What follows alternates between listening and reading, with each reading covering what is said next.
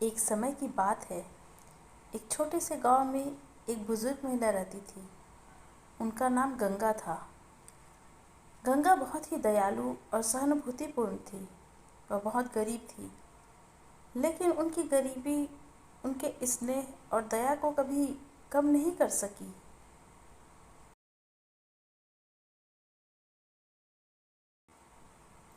गंगा का एक ही बेटा था, जिसका नाम कमल था।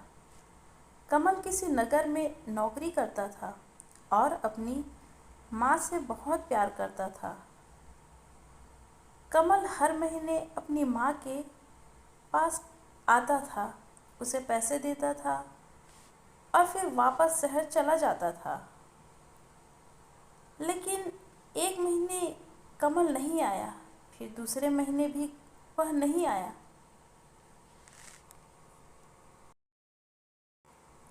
गंगा को बहुत चिंता हुई। उसने सोचा कि उसके पास पैसे तो हैं, लेकिन उसके बेटे का ख्याल उसे चैन नहीं आने दे रहा था। वह रोज बेटे का इंतज़ार करती, लेकिन कमल नहीं आया। अंततः गंगा ने फैसला किया कि वह शहर जाएगी और अपने बेटे का पता लगाएगी। गंगा ने अपने सारे पैसे जमा किए और शहर के लिए निकल पड़ी। शहर में पहुंचकर उसने अपने बेटे को ढूंढना शुरू किया। दिनों बीतते गए, लेकिन वह अपने बेटे का पता नहीं लगा पाई। उसके पास पैसे भी खत्म हो गए थे। गंगा की चिंता बढ़ गई, लेकिन उसने हार नहीं मानी। एक दिन वह एक दुकान के सामने बैठी थी और रो रही थी। पास ही एक रामू नाम का लड़का रहता था। वह भी बहुत गरीब था और उसका भी कोई परिवार नहीं था। वह लड़का गंगा के पास आया और उसके रोने का कारण पूछा। गंगा ने अपनी कहानी सुनाई और लड़के ने उसे उसके बेटे के बारे में बताया कि कमल उसका दोस्त था।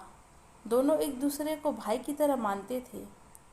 एक रात दोनों काम से घर की ओर जा रहे थे, तभी सामने से तेज गाड़ी आ रही थी।